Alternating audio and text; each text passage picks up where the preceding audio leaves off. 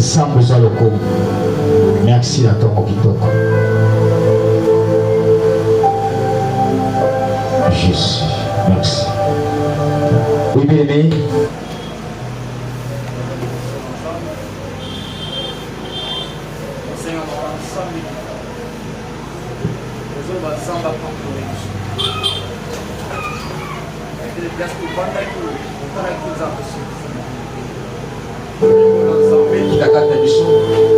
Zamba pardonne biso na tongo lelo parce que Bible dit Zamba yoka libonde la kama somote ozo banzambe atalo na mission ki tangolo afin que prière ressemble tongo lelo ezala agréable pour son ensemble ozo banzambe alimisa yo mais peut-être va penser la biso tenzambe le commenter même si marche na biso ba langage na biso ba comportement so vis-à-vis d'ensemble Zamba sécurité le baba ensemble alimisa yo Nzamba libisayo.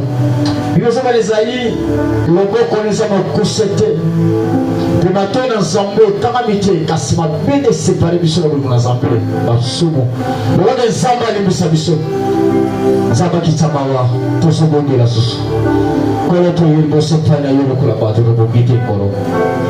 Tosumo ki nzamba na penser pe balangage na biso père. Mawalo nzambe kitakat na biso. Biso kola bato to bongite le sona yokolo. Donc ce qui va penser que le langage na biso, le comportement na biso vis-à-vis na yo ensemble peut se recommonter kolo. C'est pour cela que tu na tonga le kolo kolo limbisa biso. Kolo kitamba wakati na biso. Kota la biso na biso kandate. Kota la biso na biso mawa. To bongelo na bamamoni sonza. To bongelo na posonyo sonza. Nous sommes les bosses pour la yo pour le comité. Ata mabota la biso wa bungi bosses pour la yo. To sengi ma wana yo sambe kita. Kolo le kala kolo mbisa biso kolo. Kolo le mbisa mboko na biso ya Congo démocratique. Et ba konzema bisi ya mboko na biso za partenaire bango.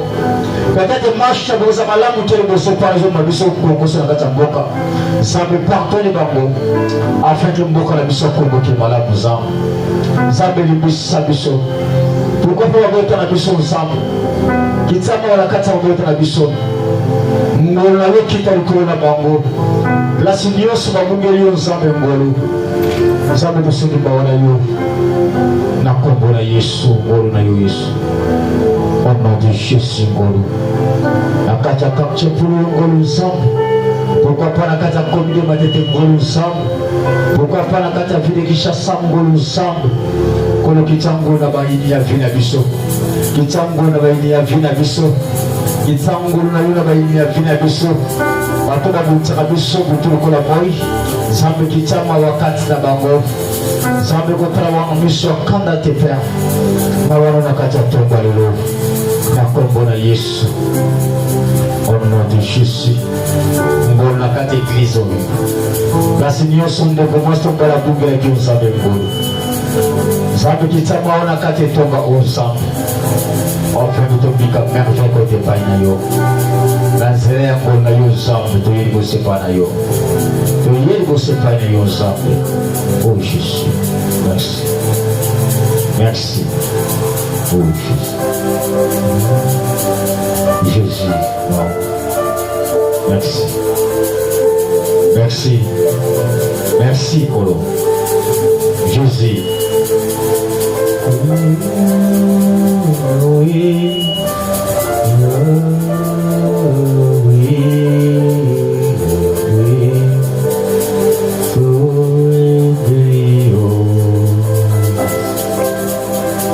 Oh, Jésus. Merci, merci. Merci, Kolo. Merci, merci. Merci parce que pardonnez biso. Merci, merci. Merci parce que pardonnez biso na tonga le Kolo. Merci. Merci, Kolo. Merci. Merci. Jésus. Jésus. Au sommet de la bien-aimée, kotika tonga vitoko na boko na Nzambe, tika journée le tika tito na boko na Nzambe, le banzamba ko na biso, Nzamba sabo na boko biso, et tiki bendoko bazali banda na boko na Nzambe, o bazana ba rebe bise, même chose na ndako, o bise Nzambe asunga bango. après ça bango moi les transports au facile bango makate sika oyo pe bandeko oyo bazana ndako nzamba rappel bango sous rappel ya programme mission ya kilita lelo dimanche d'adoration afin que ba pousse na pona ndoko na Nzambe ozotika bango na koko na Nzambe place nyonso bazali ba pousse na toza lesanga bango na bango na Nzambe to wodeli alelo Jésus kolo totali shi bandeko nyonso oyo bazali banda bazala banzela mkolo oyo nyonso Nzambe tosangana kati esiko même si tosanganaka te Nzambe ekuta na bango afin ke bapuse na lobango mpona ntina ya lokumu na yo Nzambe epesa bango mwa de transport ya facilité afin ke barejoindre biso kati na esika oyo Nzambe natiki bandeko nyonso oyo tosanganaka te Nzambe kolo Saint-Esprit touche bango afin ke bapusana kolo natiki bango nasala moko na yo Nzambe soki tokosangana sunombe kati esikuza mpona ta gloire na yo Nzambe kolo natiki programme ya biso mbimba ya kete lelo ya kete adoration nasala moko na Nzambe etika ete yokamba biso Nzambe ona biso na dimension ya Nzambe na programme ya biso lelo tomikabina maboko na yo Nzambe ozala bonne marche na biso na tongo lelo au nom de Jésus-Christ de Nazareth Nzambe alola kamba biso Nzambe songa biso Nzambe tambosa biso Nzambe zala biso longo moko eza mpona ntina gloire na yo merci Nzambe alola osala biso na ntongo malamu lelo osala biso na ntongo ya lelo kolo merci oh Jésus merci merci merci merci merci merci merci merci merci Kolo merci Kolo merci Kolo merci Kolo merci Kolo mais aujourd'hui sans Nzambe et que le sambo lelo eza le sambo moko extraordinaire Nzambe asala makambo esalama te na kati ya programme na biso ya kilita lelo Nzambe afongola manita lola bote manekita letobuta bikamwa na Nzambe ozongisa Nzambe alola kita na nkembo na ntongo lelo asala bolamu oyo nene salama te na ntongo lelo eke mokola moko akotaka na esiko Nzambe aza solution mpe kesala problème na ye Nzambe atalaka grandeur ya problème moto te parce que Nzambe aza monene grandeur ya Nzambe eza limité te baproblème ya bato ezaka limité ozongisa Nzambe alola ntongo lelo amanifeste nkembo mpe gloire na ye kati ya biso afin que tobika bikamwa Nzambe de la place aux alliés, aux hommes de la bien-aimée, aux hommes de la place aux alliés. Kolo merci. Kolo merci. Kolo merci. Kolo merci. Vous sautez de Kolo. Nous sommes s'adresser pour le pays de Nzambe. Parce que les seuls ont pu sauter de la tombe de Kakayo Nzambe. Tu n'es pas à mon côté Nzambe. Tu n'es pas à mon tamona tala du sauté Nzambe. Tu n'es pas à mon tamona le légué la du sauté Nzambe. Mais tu n'es plus à vous pas na yo. Tu s'adresser pas na yo la tombe de l'eau. Parce que tu n'es mis que solution la du sauté de pas na yo. Il y a mon Nzambe le sambo la du sauté la tombe de l'eau. Nzambe. Au sol ma caméra de l'eau ça comme comment côté. Au moins ça courir na kati ya tombe de l'eau. Nzambe bandeko nyonso nkolo. Quel que soit le problème la bango. On va voir que c'est le qui monene. On va le problème la bango. Nzambe tombe de l'eau. Moko la moko zo tia moko de sur Nzambe a trouvé ce problème na yo au nom de Jésus. Oh Jésus manifesté. Tu pas na yo Nzambe. Nzambe solution. Nzambe solution. On peut faire la solution et pas y avoir la solution. On peut faire kimia à la kimia. On sort que mon toile on la place à danger la place à kimia Nzambe. Nzambe tikete batonio sur la vie de la danger et les Nzambe va cause à kimia parce que Nzambe le la place à kimia danger au précieux poniquer. Et c'est la matomité ma parole c'est la ça va préparer la promis de passer au problème de l'équipe en haut. Et ça va préparer la personne pour la solution. Mais Nzambe cette fois-ci, il attend de la solution. Nzambe la conteneur à la solution. Le lemo takoye pas la main à terre na kolembaye. Mais Nzambe le makamoto tete côté yaye. Ozo c'est la place au Lingiazala. Quand le ticket tombe, il a trouvé la solution. Merci Kolo Yesu. Merci Kolo Yesu. Zamo te mukakale kutupe kola moji. Ole mukate para répondre mission par rapport à la problème mission. Zamo te mukakale tongo pe kola pokwa. Ole mukate kopesa mission e yano. Ya ba problème ya mission. Zamba me to kozwale wa pizamba tongo lelo. Ya kotobi zambe le sala mission kama mikambo pe milele kolo. Zambe ya tika kita ko kontinaye. Zambe yo milizeye. Zambe ba sabotaye. Même si elle va mettre en zeke. Zambe va pas kele kurusu. Kaka pomo za la sauver. Ya mo zamba ngo ya tongo le na zoya. Ya mo zamba ngo na yena tongo le go. Ya mo zamba ngo na yena tongo le go. Ya mo zamba ngo na zoya ko na tongo le go. Ya mo zamba na nyemo na tongo le go. Eh zamba la tongo le go. On me dit ça pour la tirer du saut pour l'autre. Ça me qui est rejeté du saut. Mon qui s'est abandonné du saut.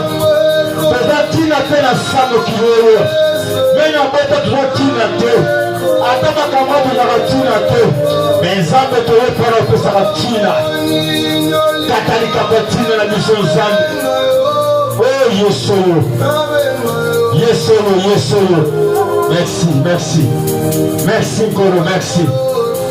Merci Zambo to me mona komponi ni Zambo. Pour changer la vie à baton Kolo. Oh Zambo a changé la destination de mission Kolo. C'est là maintenant qu'il y a le Zambo Longola aux Andes du Toko. Mais on a jamais tout. Oh Jésus. Zambo merci. Pour lui tout le monde a quel peut voir dans ensemble. Il nous a mis ensemble. Le tour du magasin a mis ensemble. Toi, le tour du magasin a mis ensemble. Le tour du magasin a mis ensemble. Le tour du magasin a la solution à toi ensemble. Le tour du magasin a la solution ensemble. Parce que ma commune est là. Et surtout ma commune est tombée sur ma salle pour être la gloire aux hommes de Moko. Comme merci, n'a dit qu'on a mis ensemble. Aux hommes a mis sur le Moko. N'a dit que le rotique a mis sur le côté. Journée le côté caboté. Le sombre pour le caboté. Fin a mis sur le caboté. Associé a mis sur le caboté. N'a dit que les assurances solution pour la dynamisme. Merci. Merci, merci, merci. Merci Kolo, merci Kolo. On ensemble là, merci Kolo, merci Kolo. Merci Kolo, merci Kolo. Merci Kolo, merci Kolo. Merci, merci, merci. Tu commences à aller Kolo Yesu. Jésus. Bébé. N'avons dit que tu sembles ensemble. Il y a des gens de l'intercesseur, il y a qui n'a pas de bimba. Quand vous avez ensemble ça, vous allez mettre la vie dans yo. Aux secondes, les autres ensemble, à ton bololo. Ils vont prendre mon colibota à l'emma. Même si vous mettez ma camarade de vie aussi à l'emma à Bango. Mais ils ont montré mon col ou à l'emma à Michoté. Ils ont montré mon col ou à Tika à Michoté. Ils ont montré de nous coquer pour tout le monde à Saka.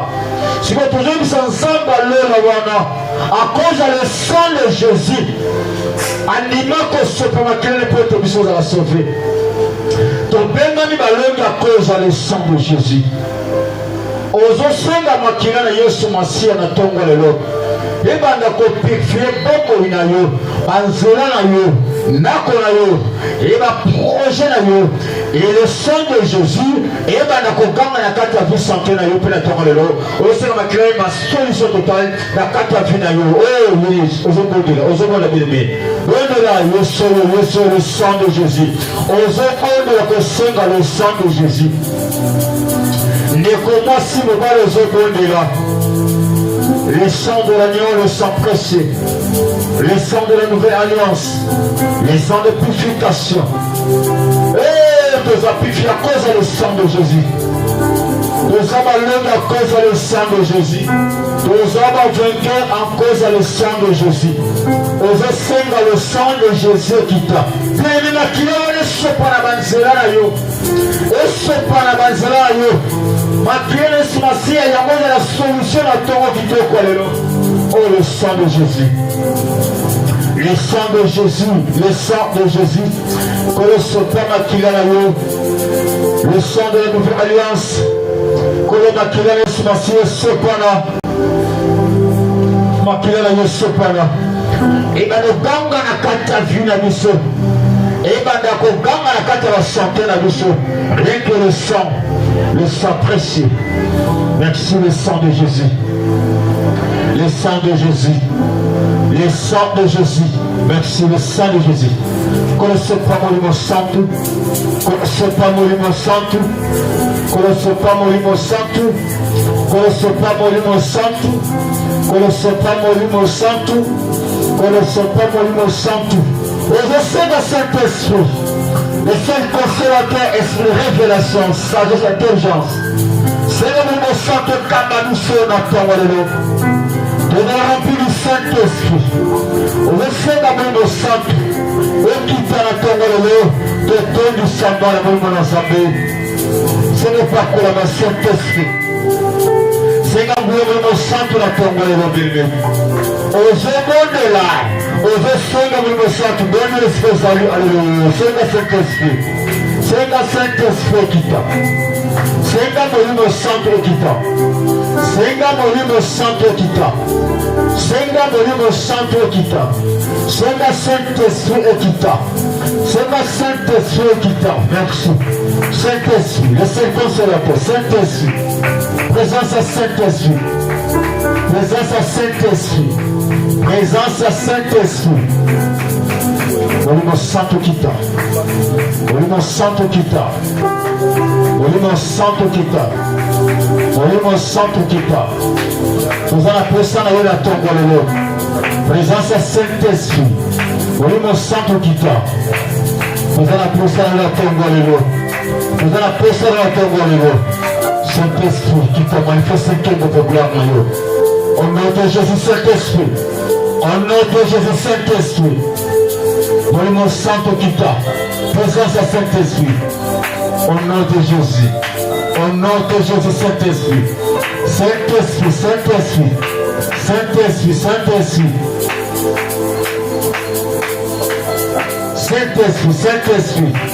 Saint-Esprit, merci. Qui t'a manifesté que vous l'avez. Et nous sommes santo qui t'a parlé. Merci, Saint-Esprit.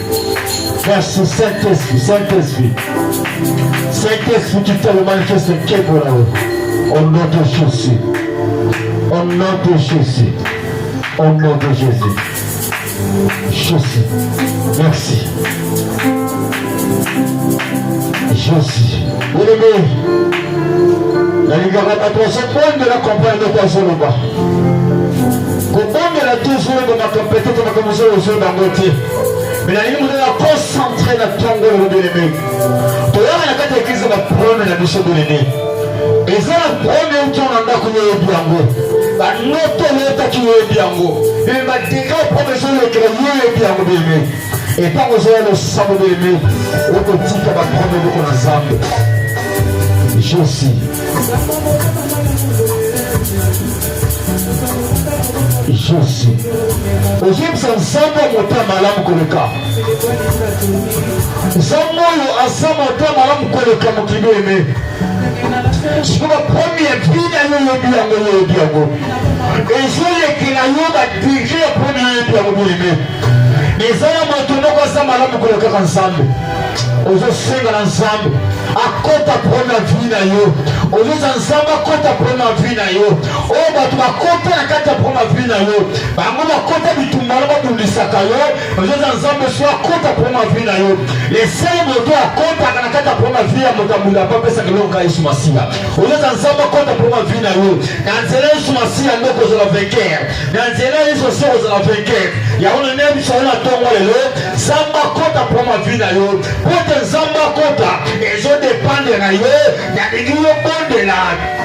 Vous savez, au télé, ma bien-aimée, Soki kofuka ma bien-aimé, soki kolobeta maboko bien-aimé, ozodeklare ozobondela, obi nzambe akota mpo ma vie na yo, nzambe akota mpo ma vie na yo, eyebi baparcours ya vie na yo, nzambe akota telema, nzambe akota, nzambe akota, nzambe akota, ozobondela, oyebi baproblème etungisaka vie na yo, oyebi ebikalato ezokomela yo, oba nzambe akota mpo ma vie na yo, ozobondela pasali, bondela bien-aimé, bondela bien-aimé, bondela bien-aimé, priez, priez, priez, priez bien-aimé, priez, ozobeta maboko, ozobeta maboko, ozobeta maboko, ozoba nzambe akota, nzambe akota, quelqu'un prendre yebi yango, liboso prendre yebi yango, ozolekele yebi yango, nzambe akota, ozoba nzambe akota, nzambe akota mpo na vie na yo. Bondela bien-aimé, bondela bien-aimé, ozobondela, soki otelemi oza depa na yo, soki kolala eza depa na yo, soki obeta mo eza depa na yo, soki ofuka eza depa na yo, ngaka na linga yo bondela, ozozala nzambe akota.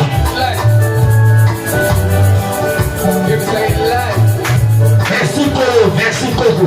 Kolo kota pour ma vie la mission. La solution de la limite, on va te soutenir sous la raté.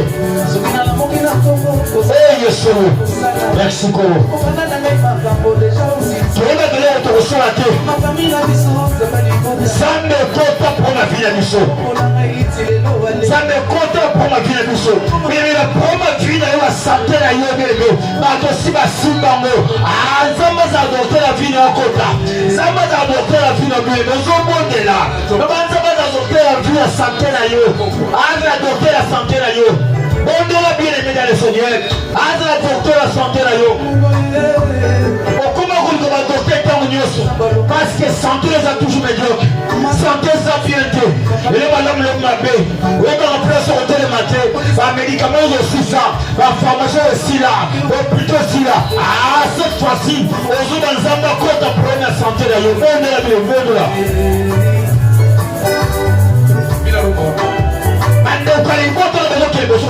a pourquoi pas le bébé? Il y a un samba compte pour ma vie. Mais en tout cas, samba compte pour ma vie. Il y a des gens qui ont monde là. Avec un samba compte pour ma vie.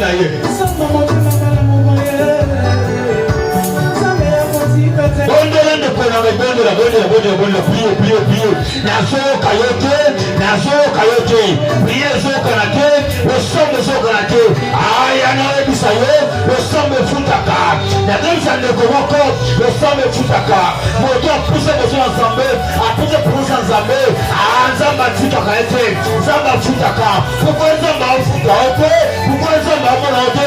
Parce que le somme na yo ezanase.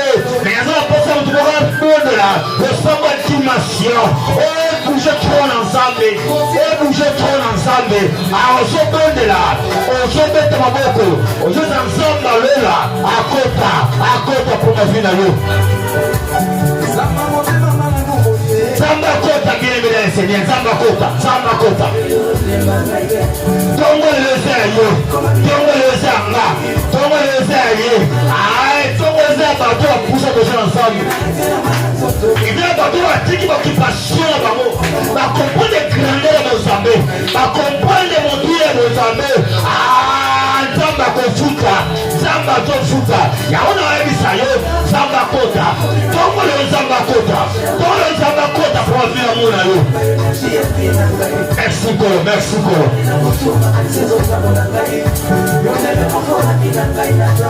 Il y a les gens qui font banganga. Si manganga fait apprécier ma kiss. Le bilan va passer. Toi comme mon nez va te mettre ma boko. Minganga kufa pa pour la olimo comme olimo. Aya moto yo ina tongo lelo. Ye akufa gate. Ye apura gate. Ye nimba gate. Zambe wana bode. Oje ise kota proma vina yo. Kota proma vina yo.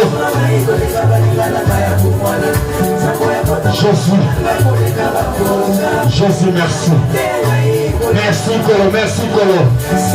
Kolo, gloire à Jésus. Oh, Zambo ya boyo. Okota pour ma vie la mission de l'organisation de l'Europe. Ce que l'on te dit que l'organisation de l'Europe. Ce que l'on te dit que l'Europe. Oh, Zambo ya kotaka. Merci pour le chantier de la vie de la mission. Merci Kolo, merci Kolo. Merci Kolo. Gloire à Jésus. Merci Kolo. Est-ce que nous avons une grande autorité de ce soir? Ça va toujours la petite prière, tellement bien aimé. Aux autres, ma grave place au sali. Il y a quelqu'un de très spécial. Il y a quelqu'un de très spécial. Si je n'ai pas prié, nous t'avons eu au cas. Tellement bien ce sali, bien aimé. Tellement bien ce sali. Oui, nous sommes présents ensemble. La première chose que la bien aimé, il faut que tu aies barré la catapine. Pourquoi tu as besoin de cadeaux pour la catapine? Parce que barrière est athée. Mais il y a quand même du bien aimé. Il me semble la Romaine du 31. Si Dieu pour nous, qui sera contre nous? Bien des hommes, tu vas tirer la componente de place au sali. Bateau Boutsago va éviter place au sali. Bateau Boutsago va éviter mon tour de Dimela. Tu as mon tour de Dimela à Bengami le tout puissant. Et Dieu créateur de toutes choses. Et Dieu créateur incréé. Il me dit on pouvoir pour autorité. Bateau maintenant ça cavina yo. Noto même si à ma main, on a les autres notes liées à Boutou. Aux autres notes qui fait Timoko. Aux autres notes à la Catacamion de Tamboula. Aux autres notes à Boutou pour les Sayo. Aux autres notes à la Catamai. Aux autres notes à la fête Timoko quelconque. Aux autres notes à Macamora à la maison de Kelayo. Aux autres notes à la rapport comme sur la moto mobile. Aux autres notes à l'ordre aux autres pouvoir pour autorité. Il y a quoi arrêter ma note dans ma main. Ce que vous avez fait, vous avez ata do mama na yo, ata bande conseiller bale kaka, ata ba camarade na yo, ozuya pouvoir pour autorité. Eza la mobile na yo, to mwasi na yo, yoso kunzaka vi na yo, ozo kwesa bango na se, misalsa mwile yaka na vi na yo combattre yo. Ya ozo beta ozo déclarer kweya, bandako kwesa yango, bandako kwesa yango. Bandako kwesa yango yaya. Et quoi il y a la tombe lelo? Ouais c'est yango na tombe lelo. Au nom de Jésus. Ozo kwesa yango au nom de Jésus. Ozo kwesa yango au nom de Jésus. Ozo kwesa au nom de Jésus. Ozo kwesa yango au nom de Jésus. Ozo kwesa yango au nom de Jésus. Ozo beta maboko yaya. Ozo beta maboko ozo kwesa yango. Jésus. Mon tailleur peut promettre à quoi vous fiancez, à quoi vous faites la geste, même il y en a pour vous, parce qu'il va condamner Yoko, ça on donne à Tabioko, voilà, parce qu'on va dire les hommes, et on a tombé les lots, la seule mise en Nekomoko, aux zones y a tali collègues espagnols sur Wana, quelque chose va couler la porte au plan Nayo, la porte à Nakorayo, la carte à Ozenayo, et ça va dire que ma soeur va projeter avec le feu, pour que dans le feu, parce que Yoko y a Tagawana, et ça nous ça va cavoir Nayo. Cette fois-ci, n'a pas les lots, aujourd'hui à Tango, aujourd'hui Bisango, aujourd'hui Bisango, au nom de Jésus, au nom de Jésus, au nom de Jésus, il y a un homme qui s'aille, la caméra cachée dans la Kunayo, la caméra cachée dans la Kataoué, ma bureau partout que Dakar, n'a pas vu Nayo, bâtir la cabine Nayo, bâtir la marche Nayo, bâtir la nuit sur une cause de la vie, bâtir dans la deuxième monde, la caméra cachée là, aux autres Panzango, aux autres Panzango. Ozo Panzango, au nom de Jésus. Au nom de Jésus. Au nom de Jésus. Au nom de Jésus. Au nom de Jésus. Au nom de Jésus. Papa, que au Congo la mamie. Balette au Congo avec. Ceux qui là au Congo la mamie, tu vas bien ôter. Mon de ténèbres, les au Congo là. Maman veut t'avoir un combo, papa peut avoir un combo, même qui répète ce combo pour la salir, même sa réputation, pour la blanche. Il y a la casala combo, banako la casala combo, Écoya. Au nom de Jésus, au nom de Jésus, tout le monde est vers fin de l'année. On a sorti dans la stratégie de monter. On cherche ensemble. Fin de l'année pour la yo. On les comment la pas cité. Et fin de l'année, on se prépare, mais nous Mungu atepelaka. Sonde ya lishe kufende ya neno na kukulela te. Fende ya neno ya ingo de pasamo ya tizao de prosete. Sonde ya lishe kufende ya neno de wakufa na familia wakufuate. Mwana kufuate, mama te pate. Aja fende ya neno malamu. Otobu na kezambe fende ya neno yo. Na dekane bola me kozala. Mabe kozala te, mabe kozala te. Me gloire na onde to kozofsa. Ah, so bonde la so bonde. Bonde la ya bonde la. Oh, so bonde la bonde me. Bonde la ya.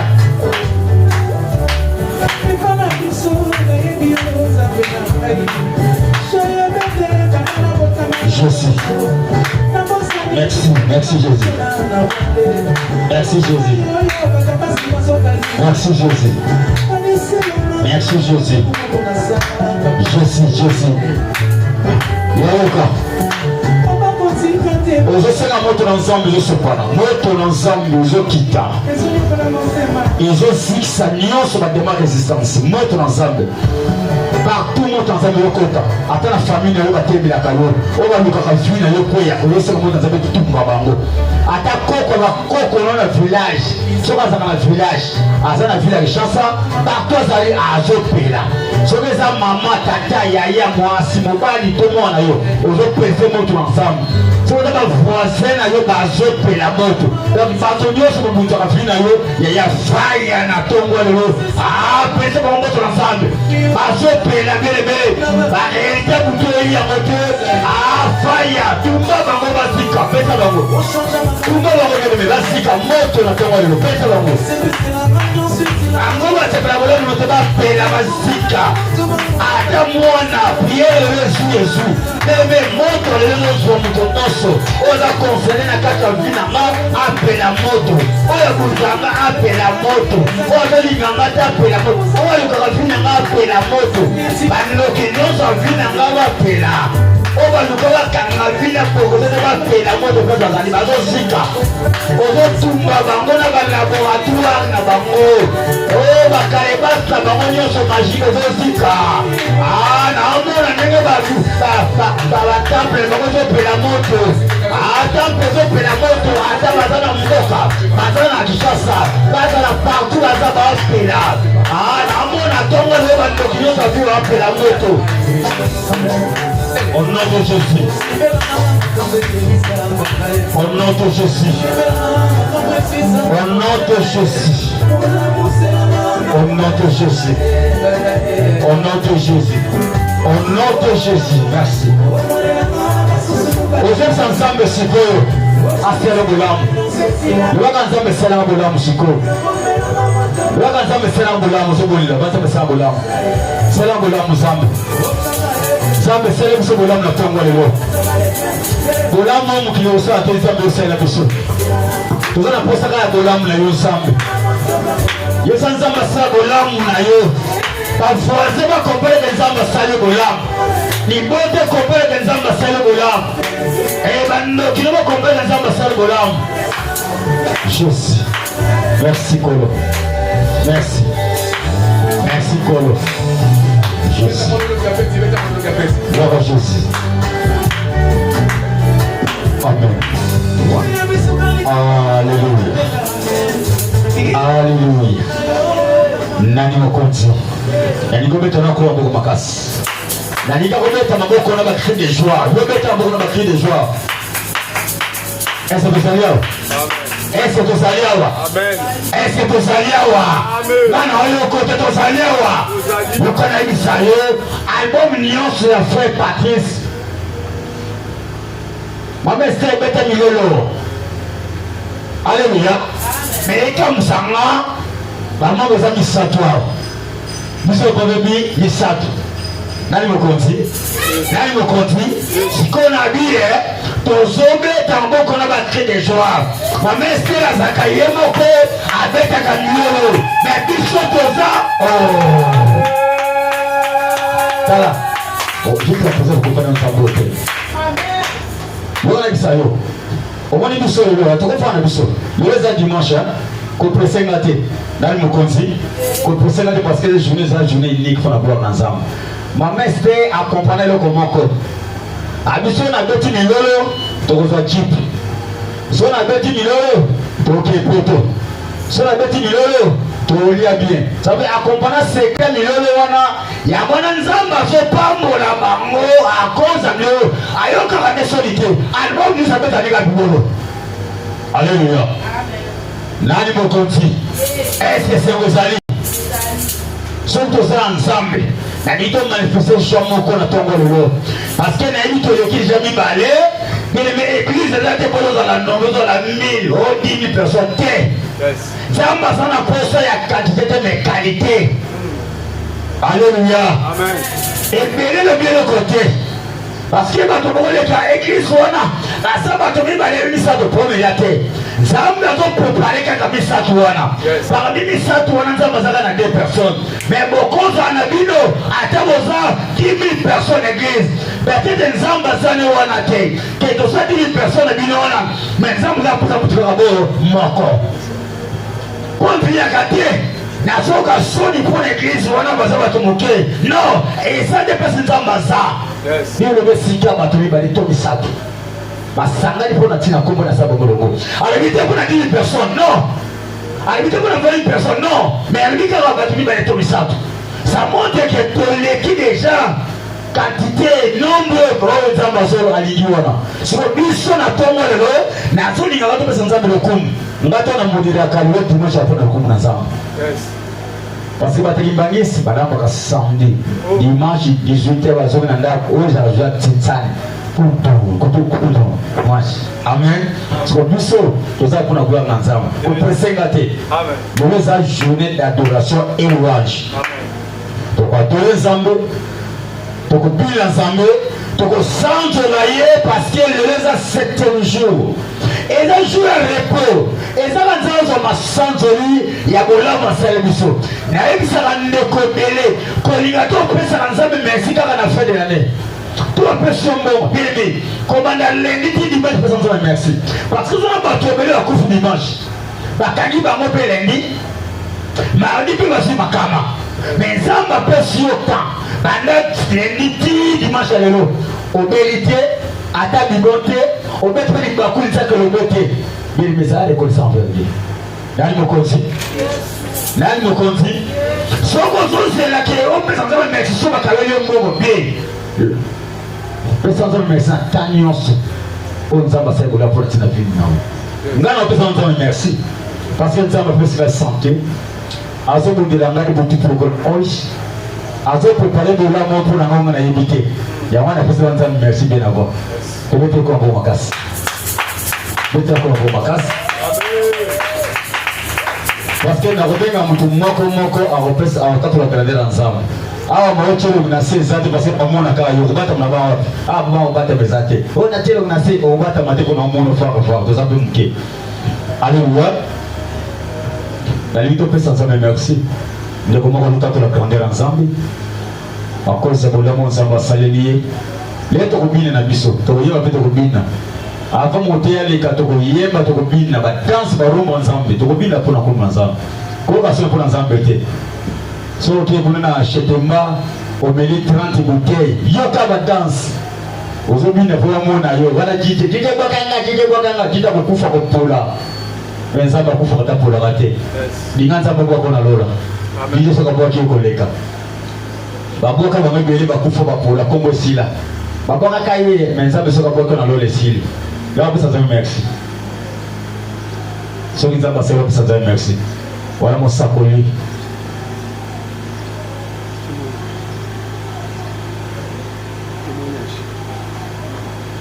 ya pesa za merci na katendo kwa pesa za ya kwa pesa za ila ni sumu te ndani mokonzi nzamba losa sebola pour pesa ka toujours merci ya pesa za merci. Ok, Jésus. Azate. Papa, tu lui tu es ensemble. Tu es le bloc à la musique. Je coupe sans ensemble. Et tu es malicolo. Comme musique zobeta. Tu te sens sur le santé mon souci. Et lui qui est ensemble son gabiso pour se passer santé. Le corps a ben seulement le biso il a déjà complet. Pour que les scores na santé.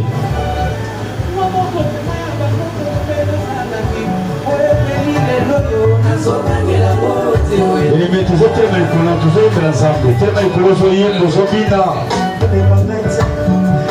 Ulize kulitoka na kuna zambi. Wewe wapatoleka na makia foto ya sababu tukida pesa ndio za malama. Ozoyenda. Soka bizengo tozo kutaka maboko zobina. Ozobina kaka yo. Parce que Zamba a mérité gloire. Zamba a mérité gloire. Et les acteurs ont pour le coup de Zamba. Merci. Gloire à Jésus, gloire à Jésus, gloire à Jésus, gloire à Jésus. Ambiance et encore le ce soir, ce qui s'est fait. Merci Koro.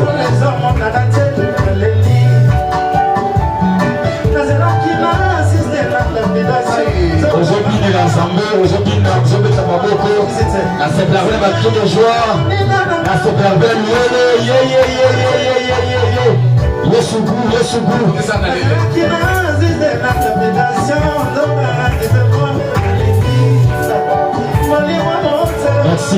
le Yesu, aujourd'hui, il n'a pas comme l'ensemble de l'aimer.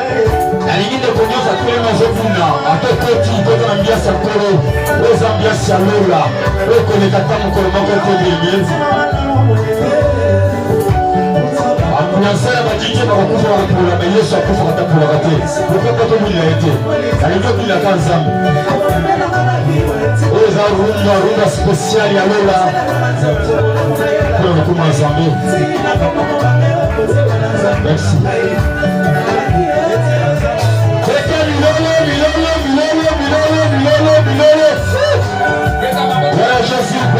Voilà Jésus. On dit la parole sur le milieu, pour bien soir. La caméra aux gens soient ceux qui ont la terre, aux gens soient beaux.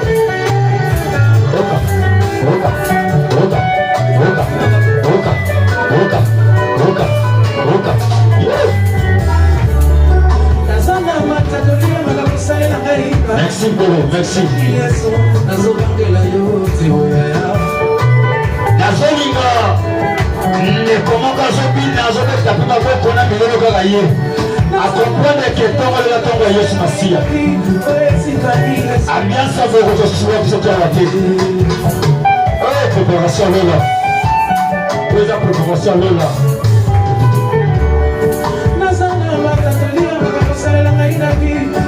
bunga boye soki ozwa wana te ozosuwa te. Merci Kolo.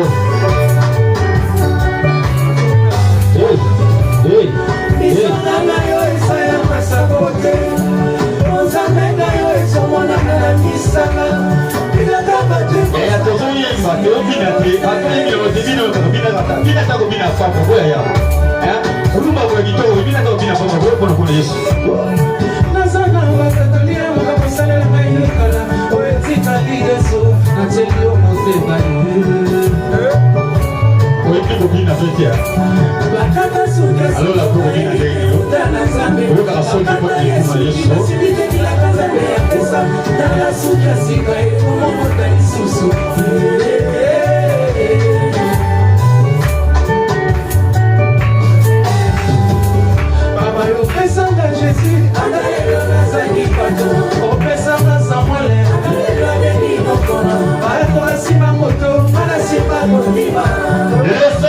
Adoration pour le roi, on va adorer Zambé. Et on a pas repris, on zombie.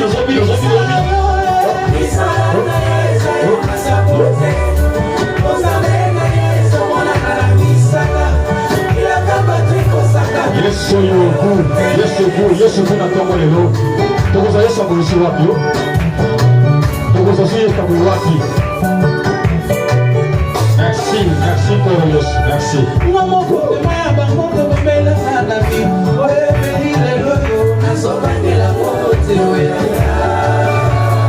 Tozobini la yo kaka Yesu yo. Toza kobini la kaka yo Yesu.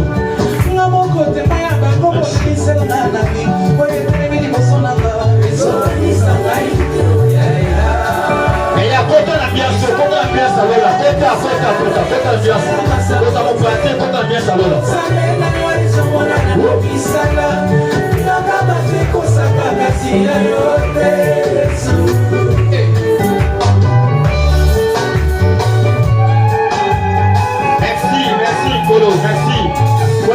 yoko comprendre makambo lelo.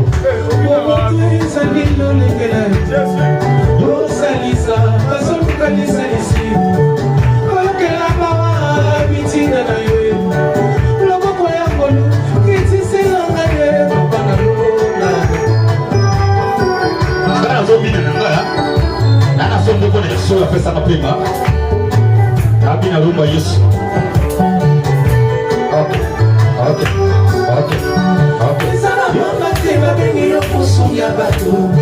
Oyo mema kamo ya mitwisi na ngai. Osala biso foto ne kali ya mama.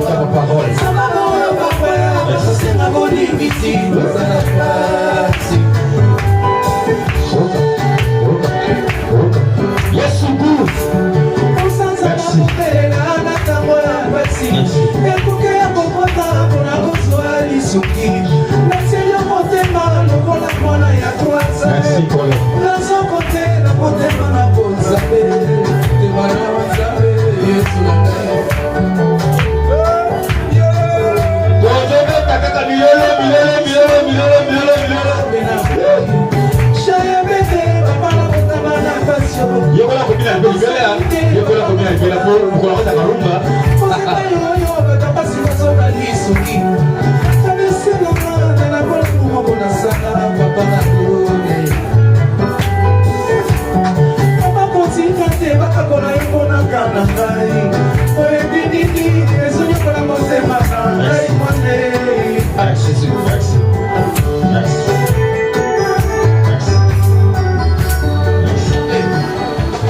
Betele kolombo makasi, betele kolo maboko makasi. Merci. Amen. C'est mozali. Bana babili ba toki banani. Konga na bina toki rumba. So rumba tie. Basi yoseka. Toi ba rumba bien. Comme kolonisa ngola rumba. To konda mnoka na rumba. So rumba tie to pesa to konda ota. Po beta kaboko ma la rumba ma oya lola. Là on continue. Mais tout ça la air na biso. Toko na magitoko. Toko na magitoko. Oyo to yo comme le ensemble. La Yozali na niveau bondela. Ozotika moment oyo ya parole na boko ensemble. Olobi nzambe alobela biso à travers simple instrument oyo utilisé na tongo lelo. Otiki motei na boko na nzambe. Le nzambe a utilisé très puissamment. Malobo ko bima yesu sika kat na biso bayoki. Ozebisa nzambe asala biso grâce faveur na tongo lelo afin que tobika à cause ya parole na ye. Kaka place ozali ovandi yozobondela avant tobenga motei obondeli siko ozali bondela bien-aimé.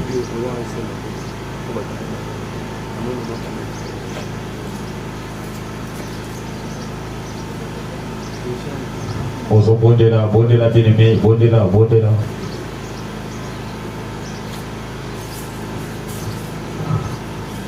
Kolo totiki motei na salo boko na yo. Toti moment ya parole nzambe. Wazali sema nzambe utilisé na tongo lelo. Maloba onzambe lingo bimankolo epesa vikat na biso. Maloba onzambe zoma na tongo lelo epesa bombo na kati na biso. Nzambe lobela biso tobika. Na kombo na Yesu. Tokosi nyonso oyo ebotelaka évangile. Tant azotema liboso ensemble atalisa biso ya connaissance na ye te nzambe. Mayele ni meme betide na ye te nzambe. Mais maloba maloba okutana lola nzambe afin que biso ozala sauve na kombo na Yesu. Promis amen. Alléluia. Tobeteli nkolo maboko makasi, betela Yesu maboko makasi. Betela nkolo maboko makasi. Na botosi nyonso tozela mosala nzambe. Yo le Bible a beaucoup de données. Côté personne, ministre de Dieu, au loin de Dieu, peuple mis à part, envoyé spécial ensemble, aux ensemble, à Didi na tongo lelo ayena message na lola. Wana tango toza ko inviter l'homme de Dieu. Le prophète Jonathan Timba tango pusana to beteli kolo Yesu maboko makasi na ba kile joa. Est-ce qu'on peut continuer à acclamer le Seigneur? Est-ce qu'on peut continuer à acclamer Jésus? Je disais, est-ce qu'on peut continuer à acclamer le Seigneur? Rapidement, place aux gens aujourd'hui, Sanzambe, Naye, Komiti, Kanbosso, Nanatonga, Lelo, Lobelangai. Mais j'aimerais que tu sois plongé au travers de cette chanson qui va être entonnée. J'aimerais que tu pries Dieu. Tu vas commencer à élever Dieu. Est-ce que tu peux prier au nom de Jésus? Sobra Ibela. Est-ce que tu peux commencer à monter? Tu peux monter. Tu peux monter. Au travers de cette chanson, j'aimerais que tu montes. Tu peux monter. Monte. J'aimerais que tu montes, bien-aimé, ce matin. Que ça soit un autre jour pour toi ce matin. Oh, Sobra, il est là. Jésus.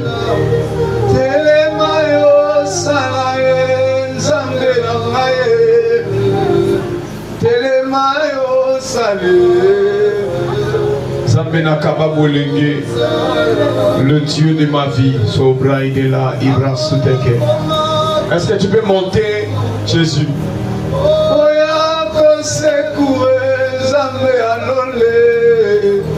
Jésus, toi le Dieu de mes pères, le Dieu de mes pères, le Dieu d'Élysée Kongolo-Kalala, le Dieu de Prince Nimuna, le Dieu de Kelimutamba, le Dieu de Daniel Tomakwiza, le Dieu de Rock Flamme Diawaku, le Dieu de mes pères. J'ai besoin de toi ce matin. Manifeste-toi, Rassou Taliba et Brassou Teke. Est-ce que tu peux monter, Jésus?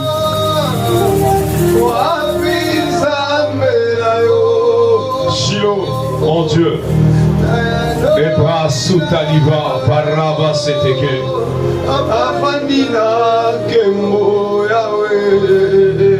Jésus. Oh, El Shaddai.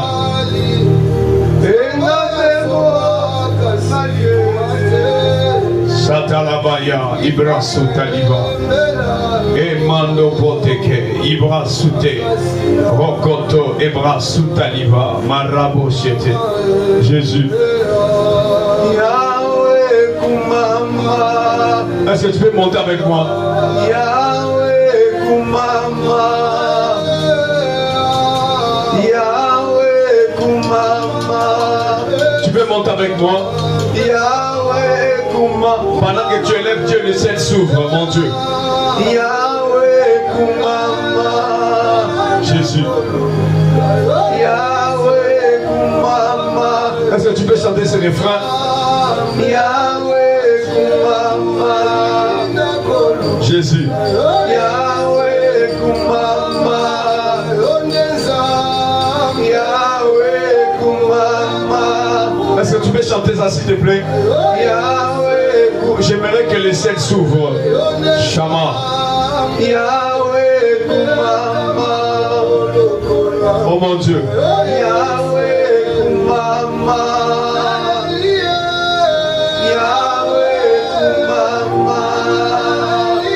Jésus. Yahweh Kumama. Yahweh Kumama. Yahweh Kumama. Yahweh Kumama.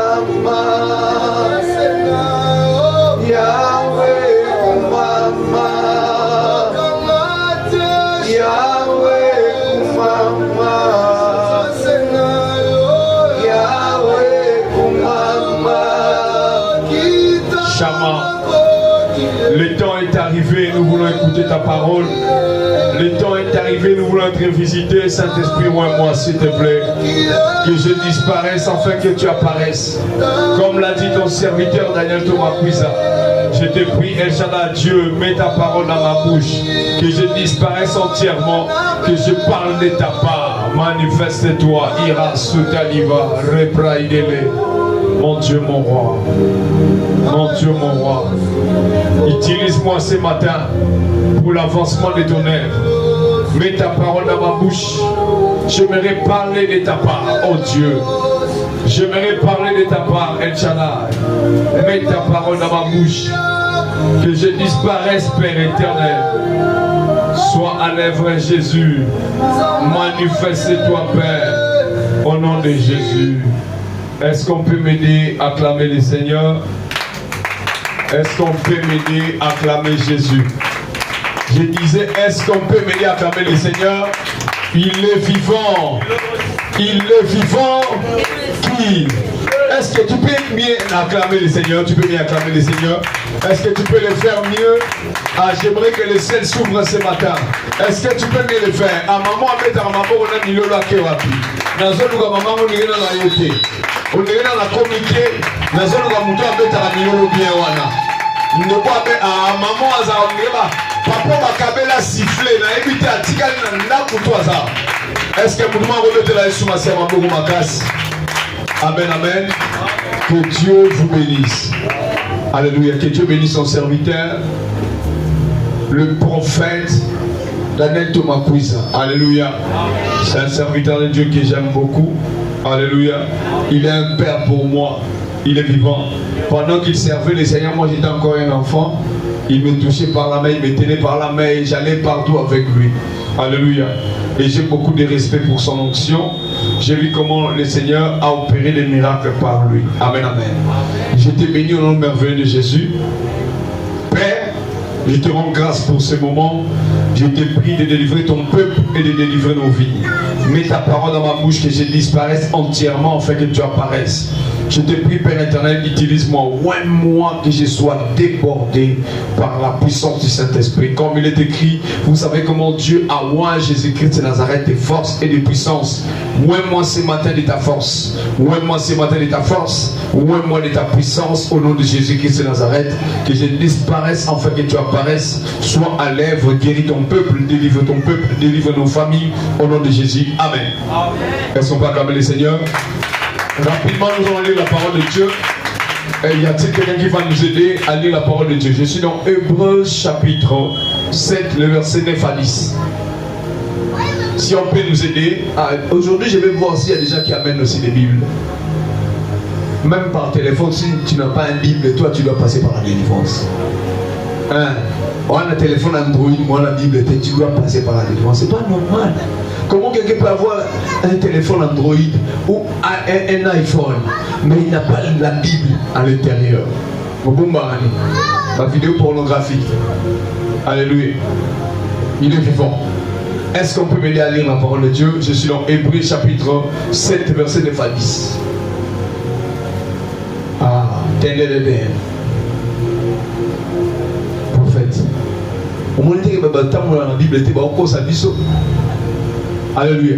Il faut avoir la Bible. Il papa Annick. Ça va.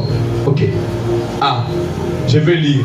Au moins, il y a une personne qui a un téléphone, qui a la Bible. Ah, dans l'église, il y a la Bible.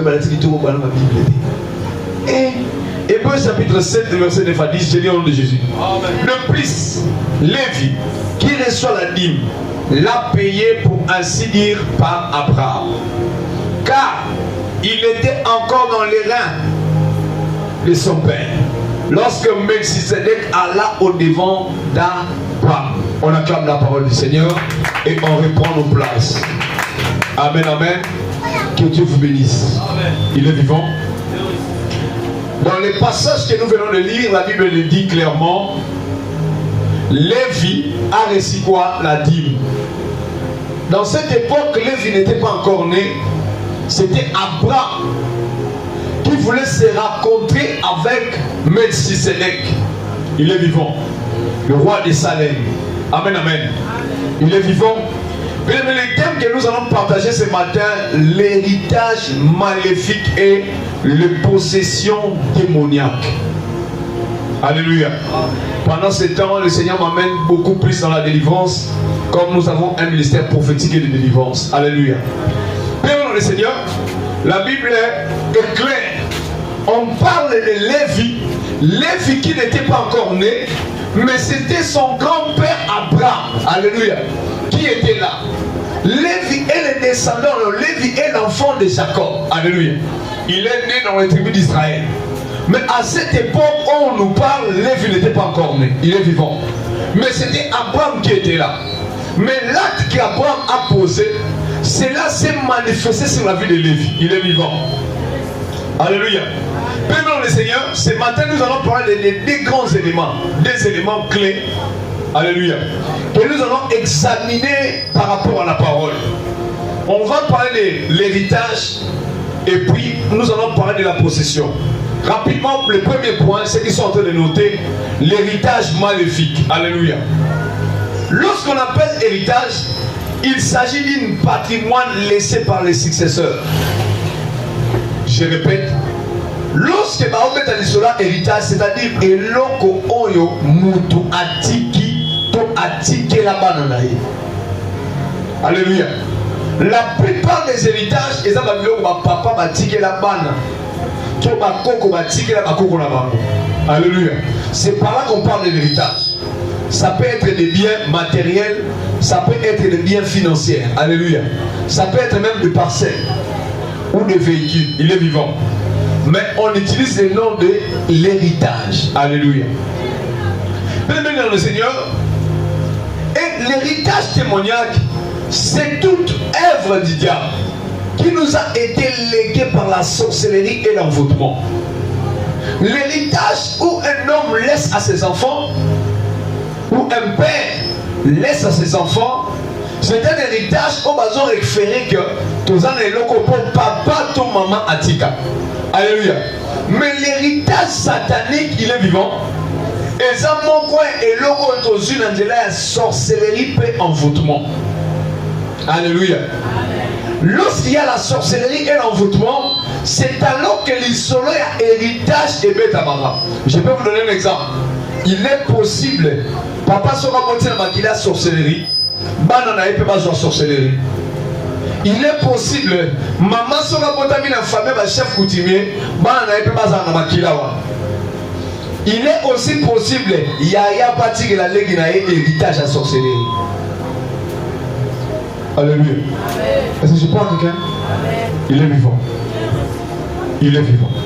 Dans 2 Rois chapitre 20, il est question d'Ézéchias qui a reçu de Babylone et leur a montré tout ce, il a reçu des Babyloniens et qui leur a montré tout ce qui était dans la maison ou dans le palais royal. Le roi, que je cesserai de dire un roi insensé, ayambi ba Babylonien na kata ndaku na mboka akotisi bango na ndaku alakisi bango biloko nyonso za na kata palais. Il est vivant. Écoutez ce qu'il viendra par la suite. La Bible montre qu'Ézéchias qui leur a montré tout ce qu'il avait. Alléluia.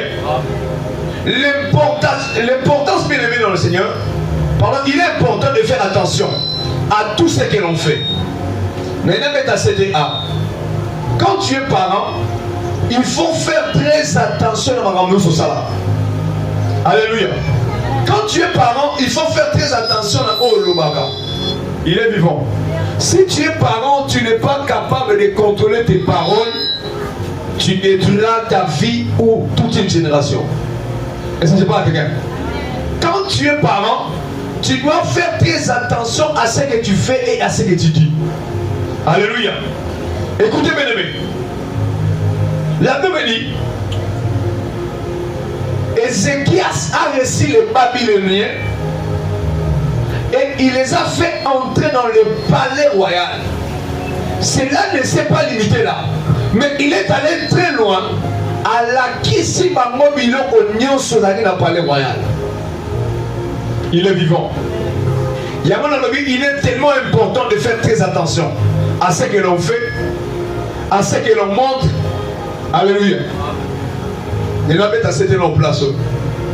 Il y a plusieurs personnes qui sont incapables de garder les secrets. Alléluia. Donc, il y a énormément de choses à la ligne. Il est vivant. Et là, on est sur Alléluia. Il faut faire très attention. Nabaneli. Nabangamozo sala, il faut ça la keba. Na ozo la kisabatu, il faut ça la keba. Et surtout par rapport à nos actes. Quels sont les actes que tu poses souvent? Quels sont les actes, quelles sont les choses que tu fais souvent? Il est vivant. Alléluia. Même écoutez, nos actes, alléluia, peuvent avoir des répercussions importantes sur notre progéniture et sur l'avenir de plusieurs. Oro ça le romo lelo, acte moko et le romo lobby lelo, mais lobby romo même menace et romo même danger n'a fait pas voir lobby. C'est pourquoi je prie pour un parent ce matin que le Seigneur te parle des actes mauvais qui va causer du tort ou du préjudice sur la vie de ceux qui viendront plus tard. Vous comprenez? Nous avons épargné par un mois. En fait, nous avons acte sala et épargné plus tard la victime. Est-ce que je parle à quelqu'un? Il est vivant. Même écoutez, le peuple d'Israël s'est retrouvé en déportation à cause de l'erreur d'Ézéchias. Israël était calme. Israël vivait dans le repos, dans la paix. Mais à cause des actes d'Ézéchias, Israël s'est retrouvé dans la déportation, désordre, trouble, désolation à cause des actes d'Ézéchias. Or, Israël était dans le repos. Mais le problème était quoi? Ézéchias a fait entrer dans le palais royal les Babyloniens. Or, Bazali comme traître les ennemis d'Israël. Ils ne pouvaient pas entrer. Mais Ézéchias a dû accomplir par mon akatanda. J'ai pris au nom de Jésus, esprit nous surtout qui s'amène le tigre qui mène à combo na Yesu. Les lots à Rokota, car nous avons côté prière au Azwa qui mène à combo na Yesu et elle sortira d'ici en paix au nom de Jésus. Si je suis appelé de Dieu, je prie que cet esprit te lâche au nom de Jésus-Christ. Alléluia.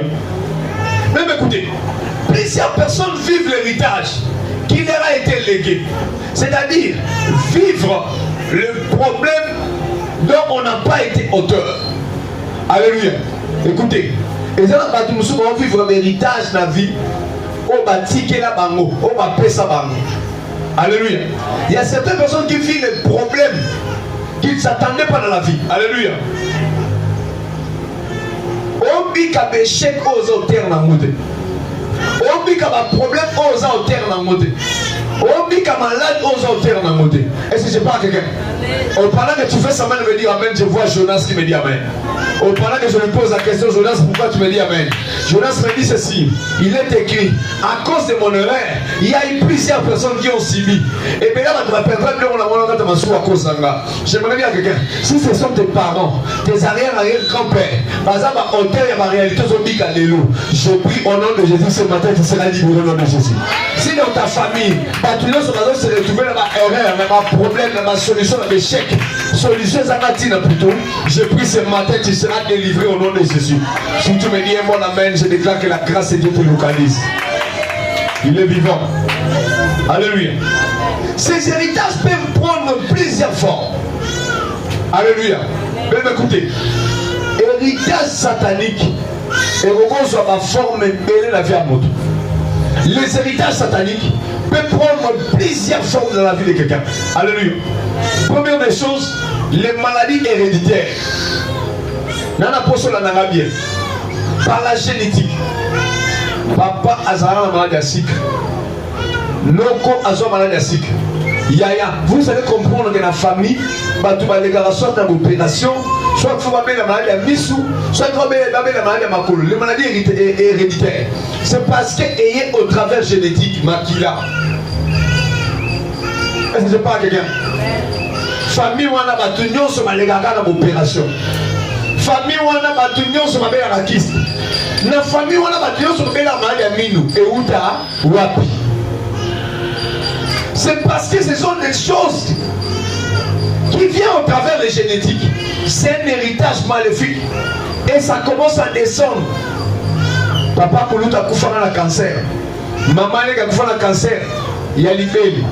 Oh, kuna kufara na cancer et quand tu na mikoua, c'est parce que est traversé au travers la génétique. Il est vivant. Elles ne sont pas quand même les seigneurs. Puis écoutez, les héritages sataniques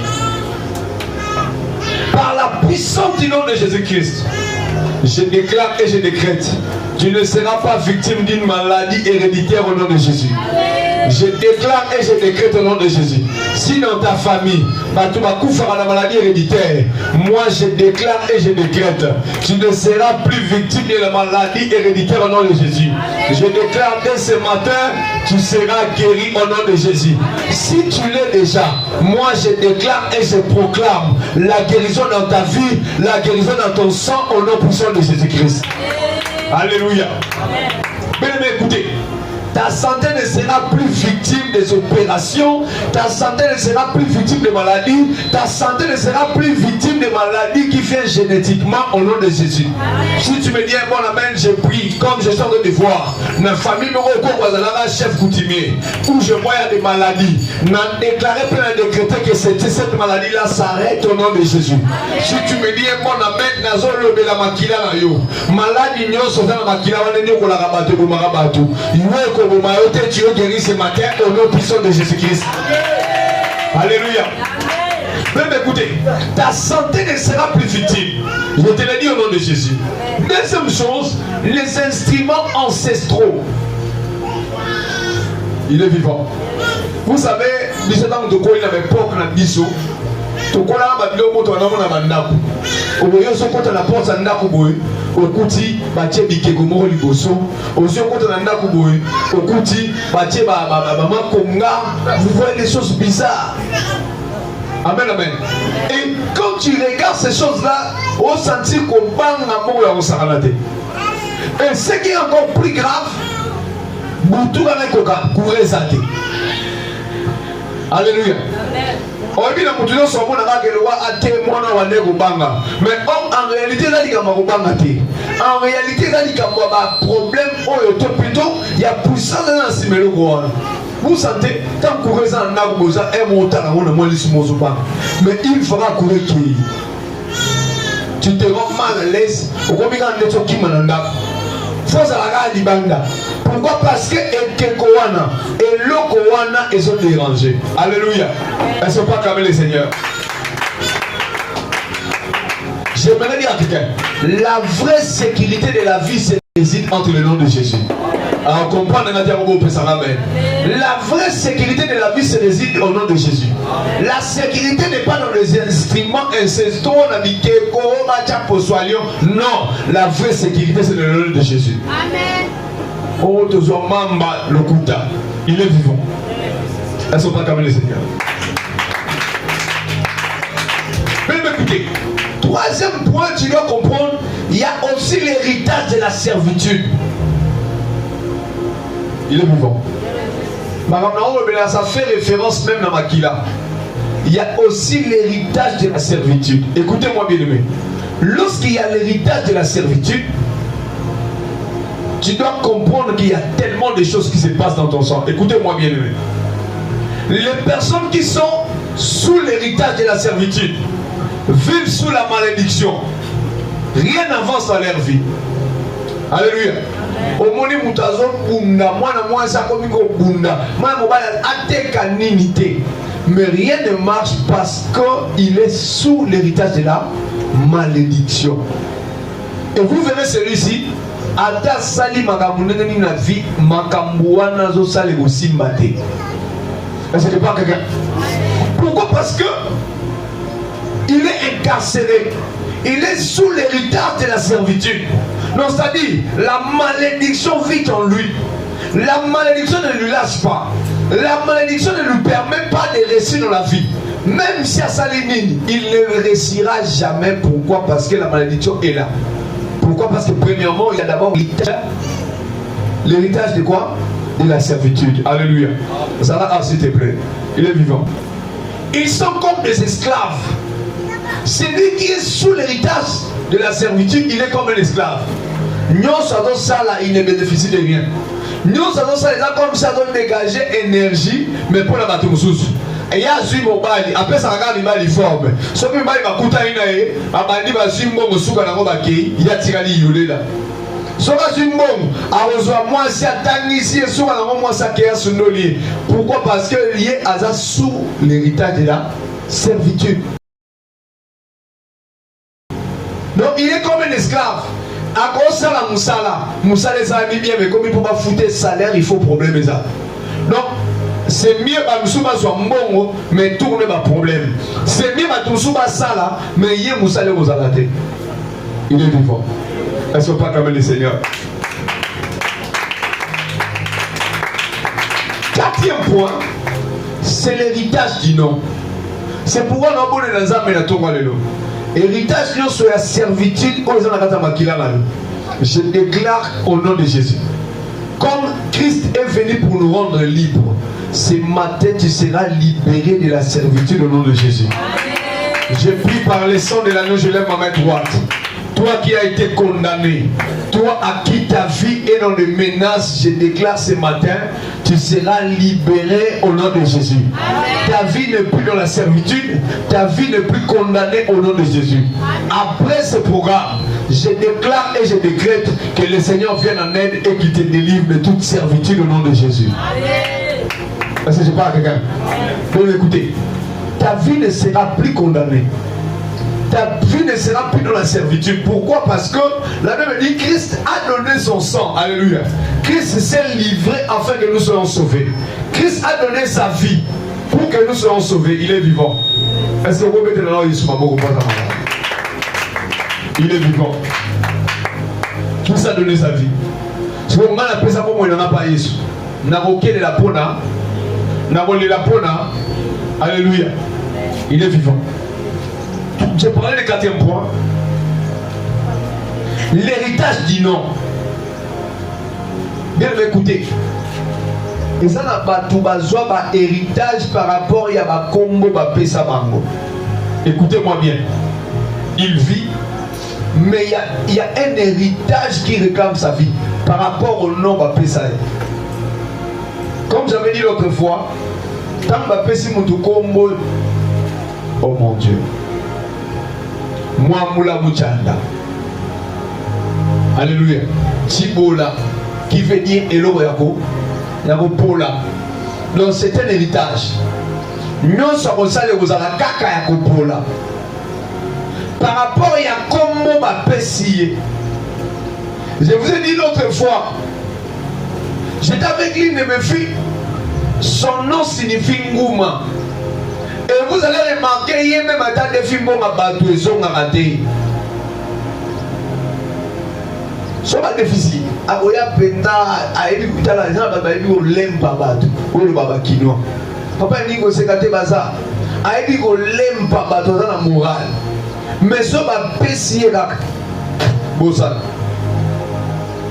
C'est pourquoi j'avais dit l'autre fois, dans le programme de 14 jours, il faut qu'on l'année la combo na yo boye ba combo ba pesa yo la kisi nini.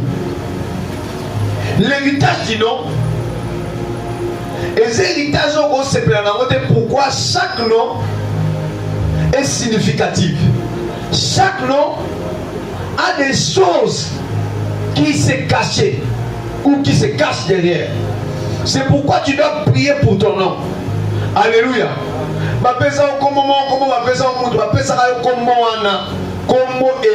Voilà, je vais vous donner un exemple. Il y a une fille que je connaissais. Comment elle est en vie jusqu'à présent. Comment elle est Mandumba. Comment elle a dit? On dit comment elle est. Comment elle a dit? Récemment, j'étais chez moi à Salongo. Place d'ailleurs. Parce que Daniel a coûté Koko Moa Zakiwana. Faïna Sombeloko. Non, on va bien aller Mandumba. Comment il a dit Mandumba? Si vous, Néo-moi, c'est que tu as une des fois, nous avons dit, eh, Tika papa, c'est quand tu n'as pas un Mandumba, la race somme, on a besoin il y a un peu de tata. Là, c'est un maman Mkolo Koko. Mais une jeune fille, je connais aussi. Elle a même nom. Bana pays. tata. Et sa vie sera liée ce qu'on a égaré. Je me comprends que combo et la naga. Papa so comme on a. Tant que comme on va faire ça, il y a des tando, il y a des mongo. Comment on est l'axi moibi. Tant que comme on va faire ça, l'axi ndoki. On peut me la rabiso. Mais na bouton on me la rabiso ya grave bandoto, l'autre a grave bandoto zo boué, zo liana batou, zo fina mutu kingo zo me la makila. Tant que bandoto l'autre a moi. Bapesa comme on aime sous comme on va pesa au lion. Il y a un bouton là dans la rava, on se finit mutu. On se met la maquille là, et ça comment va pêcher. Je connais une famille, bah comment la maman va Lyon. Na Lingana. Lyon te, Kosi. Nko inde léopard, hein? Ok, nko inde léopard. Si vous imaginez, à vous dévorer et Azara très jaloux, Niamon. Il est vivant. Bien aimé dans le Seigneur, écoutez. Ne donnez pas n'importe quel nom à vos enfants. Peu importe les liens qui vous lient avec la personne. Alléluia. Tant aussi combo ya muto bi kazando kazanga opesi mwana na yo eza lien et comme impact et aussi identité ya muto wana okotisi na kati ya vie mwana na yo. Alléluia. Encore mandenge mozalo comme bazui makila ya muto ba pesi on. Donc eza vie ya muto wana ndo kotisi na kati ya mwana na yo. Est-ce que c'est pas quelqu'un? Il est vivant. C'est pourquoi j'ai pris au nom de Jésus. La Bible me dit, Dieu pour bénir Abraham, il devait changer son nom. Abraham et Sarah, ils viennent d'une même famille. Et Christ a compris, si je laisse Abraham avec ses noms et Sarah, leur vie ne changera pas. Il doit changer leur nom afin qu'il y ait une bénédiction. Parce que le père d'Abraham et le père de Sarah, Terach, était un sorcier. Et les élèves voulaient d'abord changer leur nom afin de leur bénir. C'est pourquoi je pousse ce matin. Peu importe le nom qu'on t'a attribué, que ce matin au nom de Jésus que ta vie soit changée. Identité non seulement mais à un autre tonayo. Na comment ma pesa je prie au nom de Jésus et la cheville dans la commune à Jésus. Alléluia. Mais écoutez, lorsque nous donnons un nom, alléluia, il est normal de reproduire les caractéristiques qui lui sont attachées à cause de la force qui s'y trouve. Comme pesi mwana, il est monamwe kolata nzoto ya mwana wana. Alléluia. Moi quand on m'appelle Timba, c'est l'action combat Ndoï, n'a pas l'action quand on a zaka bête l'histoire. Tu comprends déjà c'était un moutoumoko na évité dans le banane. Et tout n'a pas monté tous ces bénis dans ta famille. Moi je suis Timba, il y a Jordan. Il y a Rigen, exaucé, sur ta télévision, sur mon symptôme moro. Toi, calme.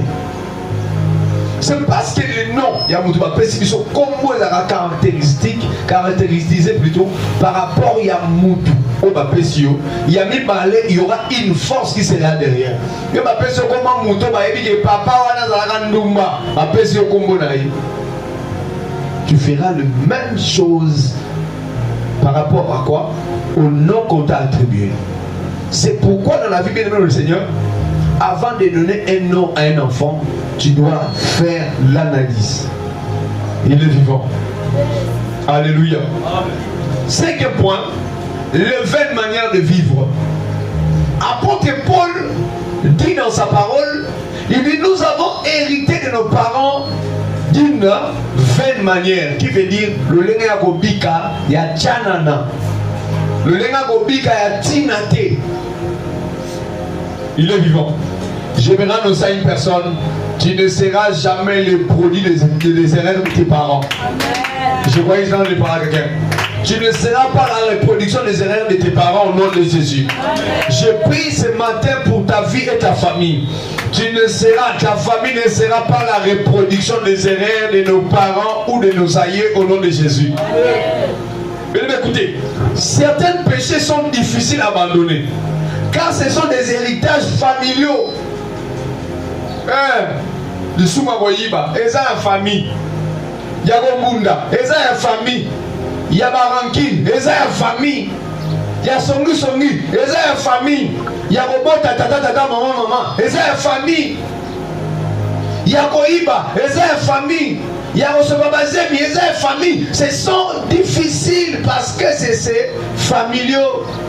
C'est pourquoi j'ai toujours dit dans la vie, pour changer la vie, tu dois prendre la décision et une très bonne décision. Moi, des fois, ça m'étonne, papa Yannick. Comment est-ce que mon tabon fait dans la vie, mais à commenter à niveau ça la checking la famille na bango. Comment est-ce que bande onanga ba bikaka na famille to kolindenge nini ba tu papa kota maman mais yo mona kanga ngaza malinga ngate ngaza nzamba inga rote ndenge nzamba ni roda peso pe. Il est vivant. Il est vivant. Naza bona RTL. Naza la sima RTL. Naza la sima Vodacom. Tout ça t'es. Naza la sima Free. Naza la Orange. Et si pas ça non que fait. Et si pas ça non mais go fait. On va regarder pas sur le lobby. Mais Dieu vous donne la vie chaque jour sans pour autant payer un sou. C'est pourquoi des fois dans la vie, quand il y a des choses qui ne marchent pas, il faut checker famille. Qu'est-ce qui ne va pas? Qu'est-ce qu'il y a eu avant et pendant ou après? Pourquoi finalement ça n'a pas changé? Pourquoi ma doit changer? C'est ce que tu dois faire dans la vie. Il est vivant. Est-ce qu'on peut acclamer le Seigneur?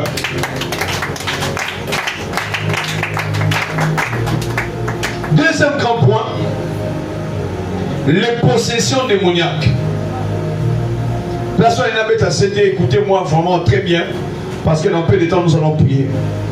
Luc chapitre 13, verset 10 à 12 explique la situation de la femme qui était possédée par l'esprit d'infirmité.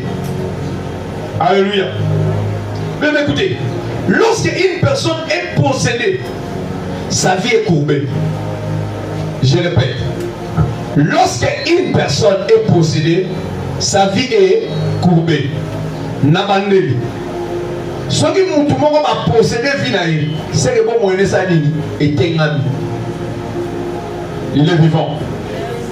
Est-ce pas comme le Seigneur? Mais écoutez, la possession, c'est l'effet de posséder ou avoir la disposition ou se disposer en maître. Quand on dit quelqu'un est possédé, c'est-à-dire qu'il est un maître moko. Ndazo konza vinaï. Ndazo konzi likola vinaï. Ndazo tambusaï, ndazo dirigé. Pourquoi? Parce que sa vie est possédée. Donc il y a un esprit. Il est vivant. Une possession démoniaque peut contrôler un domaine de la vie. Mais la possession est dans le domaine wana pour échouer. Il faut la balle.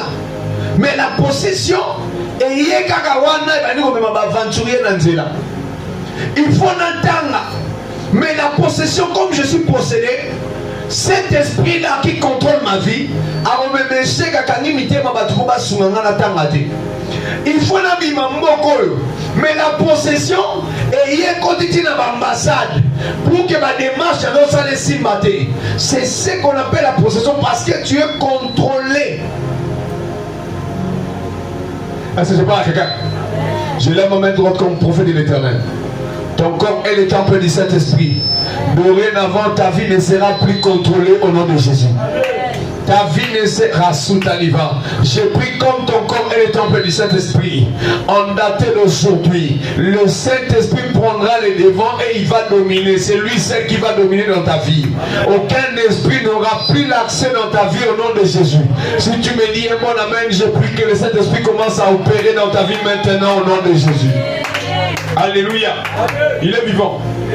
Mais écoutez, il lui impose certaines choses. Quand tu es possédé, l'esprit qui te domine, il t'impose des choses à faire.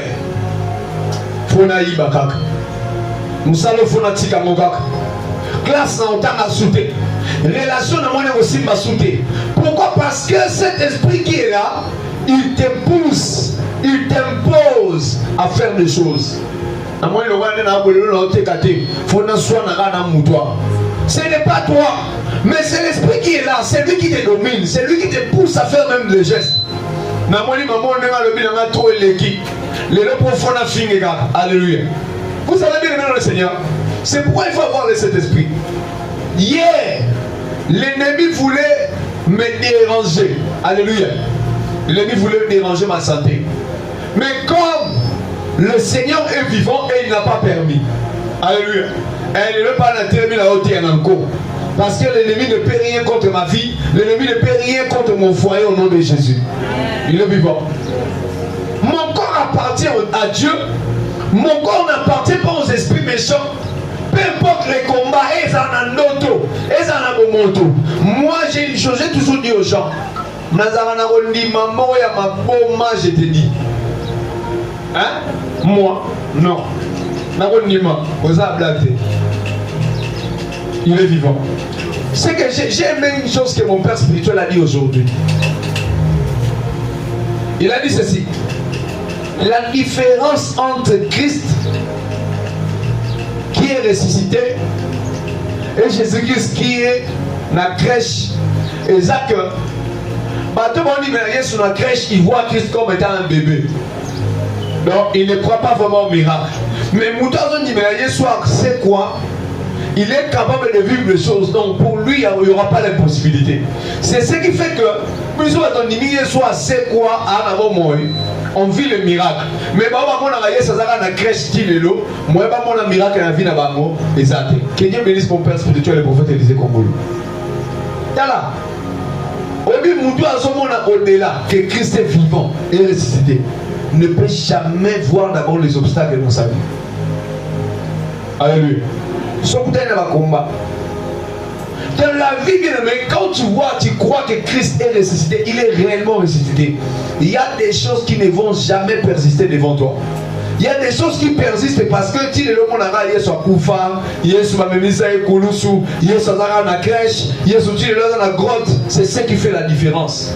Mais celui qui croit que Christ est réellement vivant, l'impossible n'est pas devant lui.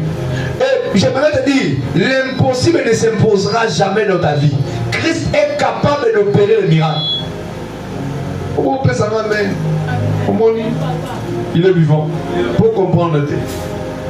Il est vivant. Mais écoutez, je t'en dis, lorsque quelqu'un est possédé, il y a un esprit qui est en train de dominer. Écoutez, une possession démoniaque peut contrôler un domaine de la vie et il lui impose certaines choses.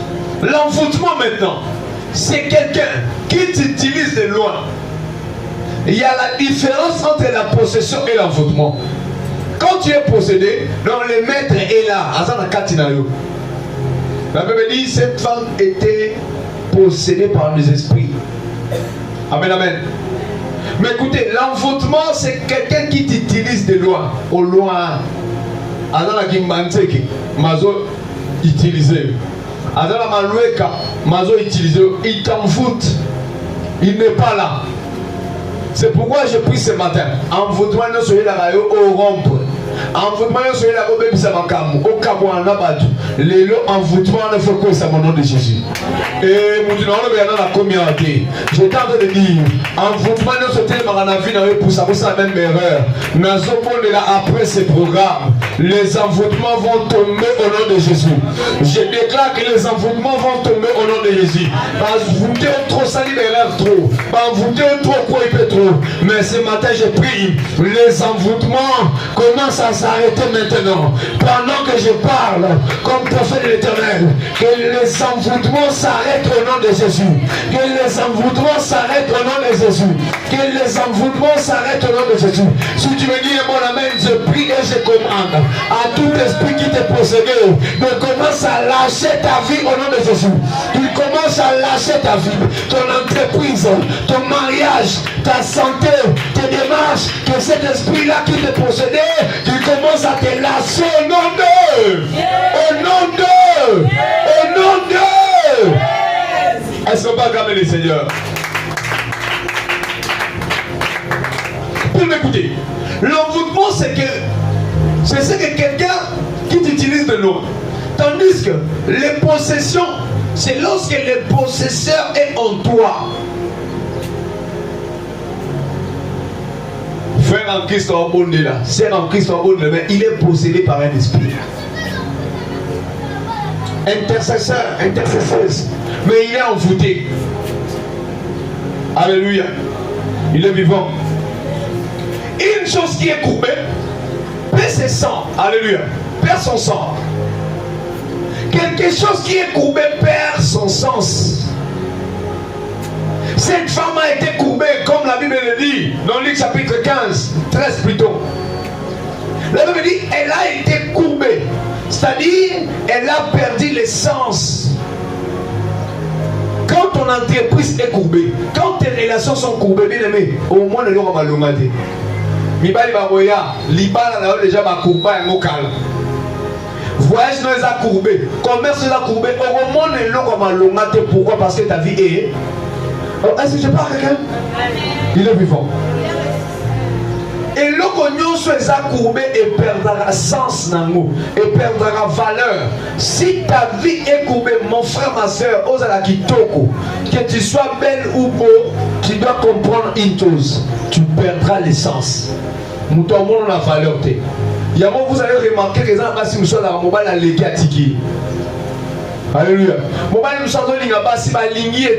Parce que malgré beauté, malgré taille, il a déjà perdu l'essence, il a perdu la valeur. Il est courbé. Je vous donne un exemple. Alléluia. Si on a un carnet, on a combien de valeur. Téléphone, nous avons combien de valeur. Et ça, c'est clair avec la vie. Bien écoutez. Le monde des ténèbres est capable de te réduire en rien, de courber ta vie. Dans un clin d'œil. Et si tu n'es pas un homme ou une femme de prière, ta vie perdra la sens. Alléluia. Tu perdras tout, même de valeur. C'est pourquoi je suis en train de prier ce matin. Et l'oignon sur la vie de ma courba, il faut qu'elle soit valeur au nom de Jésus. Il est vivant. Alléluia. Elles ne sont pas comme les seigneurs. Bien écoutez. Une chose qui est courbée perd son sens, sa capacité. Raison pour laquelle plusieurs vies sous possession est dénuée de sens et devient vile. Alléluia. Quand tu perds les capacités, ça sera impossible de te retrouver. Quand tu perds l'essence, tu ne seras plus dans le même état. On sait même la valeur. Il y a un gens qui ont mbongo, mais le roi mbongo est la famille, on va respecter. Azara va benga yaya, mais le roi mbongo est là, on va benga sur yaya. A comment soit le guitare oil. Abandara bobota. Mais le roi bana bazo yate, moyen za suna valeur ezate. Abandara ko voyager, mais le roi la sila comment on se retrouver dans la banlieue, moyen ba pesa sous valeur ba on pesa kala ezate. Pourquoi? Parce que sa vie est courbée. Puis m'écoutez. La Bible me dit, savez-vous que vous êtes des dieux, mais vous mourrez comme des hommes. Écoutez-moi bien, le Seigneur. Sur cette terre, nous sommes des dieux. Nous sommes appelés à vivre l'épanouissement. C'est pourquoi Dieu me dit, l'homme doit prospérer comme prospère l'état de son âme. J'aimerais dire à quelqu'un, ce matin, tout ce qui était courbé doit se redresser au nom de Jésus. Pendant que tu fais semblant de me dire Amen, je vois Salomon qui me dit, tout ce qui est courbé ne peut se redresser. Mais bien aimé, ce que j'aime, Salomon est un homme de même nature que toi et moi. Mais Christ vient. La Bible me dit, il était 100% homme et 100% Dieu. Christ est venu, il a vu cette femme qui était courbée pendant plusieurs années. La Bible me dit, il a touché touché cette femme et la Bible me dit, cette femme, oh, sa vie a été redressée. Je déclare et je déclare ce matin. Et le retour sur la Yobakumba, et le retour sur la perdra sens de valeur. Maintenant, le son de ma voix au nom de Jésus-Christ et récupérer valeur au nom de Jésus. Si c'était la maternité, n'abonnez récupérer sens. Si c'était l'épanouissement, n'abonnez le retrouver sens. Si c'était la bénédiction, que ce matin ait retrouvé sens au nom de Jésus. Si tu me dis un bon amen, je déclare que le ciel s'ouvre sur toi au nom puissant de Jésus-Christ. Mais écoutez, savez-vous qu'il y a des familles qui sont courbées? Ah, est-ce que je parle à quelqu'un? Dans ma famille, vous êtes courbé, ma balle est côte à rater. Comment tu es coco yanamo? Mais ma balle est côte à thé. Et pas de semaine côte à thé. Basi qui tombe même ta balle à zaté. Ce qui m'appelle c'est moi chance. Moi chance. C'est le prédote. Ce qui m'appelle c'est sous moi chance. C'est que ma senté mon balle est au un geste. Donc geste ça sera la foot à mande. Pourquoi? Parce que leur famille est courbée.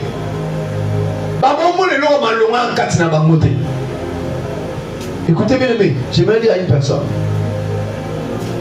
Il y a des personnes qui sont capables d'inaugurer des saisons et de commencer une chose qui n'a jamais existé auparavant. Pendant que toi tu fais semblant de me dire un bon amen, je vois Esther qui s'approche. Je lui pose la question, Esther, pourquoi tu t'approches? Esther me dit ceci, pasteur Daniel. Moi, Esther, j'étais en exil avec mon oncle Mardoché.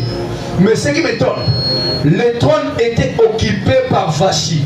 Moi et Esther, je ne sautais pas le trône. Mais une chose est vraie, j'étais en prière avec mon oncle. Mais lorsque le roi s'est tenu pour faire la sélection après les bêtises de Vachi, c'est moi Esther qui sera choisi. Le roi était capable de prendre 6 femmes, 10, même 15. Mais il a choisi que Esther. Or, en réalité, celui qui est en exil, donc il est comme prisonnier, il est comme un esclave. Il ne peut jamais se retrouver dans le trône. Je déclare et je décrète, après ce programme, après ces prières, et si la famille va commenter, va canadier, ça va mettre depuis l'histoire. Aux alamutali, bonsoir, son bandango au nom de Jésus. N'a pas passé amen. N'a pas dit que la moutumoko. Et si la va contacter, va bandater la famille. Aux alamutali, bonsoir, son bandango au nom de Jésus. Pendant que tu fais semblant de me dire amen, je vois Joseph qui me dit amen. En réalité, il devrait être interprète des songes. Mais ce qui m'étonne, c'est pour la première fois, Joseph devient le premier ministre. Oh, celui qui sort de la prison et il va directement dans le palais royal. Je déclare et je décrète. Toi, nous sommes vendre la tête dans la famille de Bino. Toi, nous sommes dans un pays étranger. Et ça y a mort en addition. Les gens dans le domaine de Morobo, nous t'as commenté. Les gens dans le ministère, Morobo, papa commenté. Non, on va commenter. T'as pas de la famille va commenter. Mais la zone de la trop loin, la trop loin de l'Ekumamelayo. Ah, si tu me dis, mon amen, la zone de la Zambe, le bon la Yesuayo, et mes malheurs, si tu vas commenter au nom de Jésus. Pendant que tu fais ça, me dit amen. Je vois un prophète Élie qui me dit amen. On a tout dit, Élie, pourquoi tu me dis amen? Élie me dit ceci. Il y a une chose qui se passe. Oh, on a un char. Cheval parce qu'à cette époque-là, tu vas non c'est la char. TGV à la guité, train à la guité, moteur à la guité. Mais ce qui m'étonne, mon doigt char à quel imoso, pas comme en Israël, mais la main de l'Éternel m'a pris et me minga l'imoso m'tagera na char. Na sobone na nzambe, babalaki l'imoso, mais le bon nzambe soyo. Et même moi si ka ba koma guité. Babotaki l'imoso, mais le bon nzambe soyo. Et pesa yo bana bango bazotati. Na boneli nzambe le bon on est sur na tomba lelo. Et pesa mustalo bango bazwakite. Si tu me dis un bon amen, je prie au nom de Jésus. Et l'eau pour salama de la famille, l'eau sur ma malheur, l'eau va nous sama pour yo. Si tu me dis encore un bon amen, je déclare pour quelqu'un. La Bible me dit ceci, que Job était en train de pleurer. Job va passer par des calamités. Job va passer par la souffrance. Mais la Bible me dit, l'Éternel s'est élevé dans la vie de Job comme étant un rédempteur. Oh, un rédempteur Je prie ce matin, famille na bino ezali coupé, tika nzamba restaurer yango. Apesa yo papa zwaka te, apesa yo maman zwaka te. Ah, tu me dis un bon amen, je prie. Que le ciel s'ouvre sur toi et que cela s'attache à ta vie au nom de Jésus. Il est vivant. Il y a des moments où tu dois t'imposer dans la vie. Amen. Et ça, la marathon, maintenant, on s'en Amen. Et comment on a noté maintenant, on a commis ça? Amen. Il est vivant. J'aimerais dire à quelqu'un ici, écoutez. Celui qui gêne mangera plus que celui qui mange. Écoutez, dans la Bible, il y a eu un jeune prophète. La Bible dit, Dieu a dit à ce jeune prophète de ne pas manger. Mais lui, il est allé, il a mangé. Mais plus tard, c'est le lion qui va manger le jeune prophète. Pourquoi? Parce que le lion a gêné. Mais le jeune prophète n'a pas mangé. Mais écoutez une chose. Daniel dans la prison, Daniel était en train de gêner. Or, celui qui gêne, c'est possible qu'il mange. Le lion aussi a gêné avec Daniel. C'est pourquoi vous allez voir, le lion n'a pas touché Daniel. Mais lorsque Daniel sort de la prison, les autres qui viennent, le lion a mangé des familles. Donc, il a mangé beaucoup. Pourquoi? Parce qu'il gênait. J'aimerais dire qu'il y a des moments quand tu décides, tu dois être en gêne. Parce que celui qui gêne mangera plus. Amen. Ah, on comprend. Amen. Alléluia. Amen. Il est vivant. Mais écoutez, une chose courbée sera redressée par le nom de Jésus-Christ. Mais écoutez, je prie ce matin que ta famille sorte de la possession au nom de Jésus-Christ. Que ta famille sorte de la possession démoniaque dans le nom puissant et glorieux du Seigneur Jésus-Christ. Mais écoutez, un héritage est régi par les testaments. Et sa qualité se détermine au travers de son testateur. Un héritage. Pour pasteur Daniel, il doit avoir un testament. Pour il doit avoir un testament. Alors testament va valeur et le testateur ne doit pas être en vie, il faut accoufa pour et ça l'efficacité. Mais quand le testateur est vivant, le testament n'aura pas d'effet. Écoutez, s'il y a un testament, il faut souffrir la vie. Papa Moutakoma, maman Moutakoma, Coco Moutakoma, vous ne voyez pas que votre vie sera en danger. C'était depuis hier et aujourd'hui matin, j'ai regardé une série. Mais dans les séries, il y a une leçon à tirer. Mais ce que les gens ne voient pas, c'est ce qui se passe. Ils ont une leçon à vie. Mais quand il y a une histoire, un papier moko, il faut signer un contrat. Et si on a un papier, on a un contrat, chaque contrat, ils ont en place pour comme on et ce sont des choses diaboliques. On a signé mokolo, vine comme il a danger. Donc, on a une histoire moko, moko, mais ce qui est spirituel, les gens ne le voient pas. Il est vivant. Permets-moi de dire ceci. Hier, j'ai vu une image, l'image que j'avais vue hier, m'avait beaucoup plus étonné. Je suis noté à Ponza Batel Mississippi, surtout Tartola Xanzela. Mais malheur n'a pas tout passé là. Moi, je vous ai dit, moi, nous avons un musicien. Nazara musicien. Nous avons un secret à musique. La musique mondaine marche toujours avec des fétiches. Musicien, mon côté, la musique, mon côté, à part ceux qui servent le Seigneur, à part peut-être ceux qui servent le Seigneur.